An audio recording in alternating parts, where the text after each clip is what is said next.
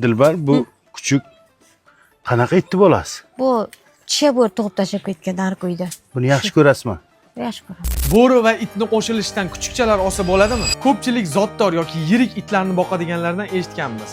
Itimni onasi bo'ri, otasi chiya bo'ri bo'lgan degan gaplarni. Aslida bu qanchalik to'g'ri? Savolning javobi siz uchun ham qiziq bo'ladigan bo'lsa, videoni oxirigacha ko'rib like bosing va yaqin tanishlaringizga jo'natib qo'ying. Qadimgi insonlar tomonidan bo'rilarni xonakilashtirish natijasida uy hayvonlari, ya'ni itlar paydo bo'lgan. O'rmon va dasht zonalari yaqinida cho'ponlar boqadigan itlar bilan bo'rilarning juftlashishi tez-tez sodir bo'ladigan holat. Ulardan paydo bo'ladigan kuchukchalarning fe'l-atvori va kattaligi ota-onasiga qarab har xil bo'ladi. Ko'pincha ular nisbatan yirikroq va badjahlroq bo'ladi. Cho'ponlar itlardan qo'riqlash maqsadida foydalangani uchun bunday sifatlar juda ham qadrlanadi. Siz shunga o'xshash qiziq voqealarni qaysi birini bilasiz? Albatta kommentariyada yozib keting va bu videoni it boqadigan tanishingizga jo'natib qo'ying.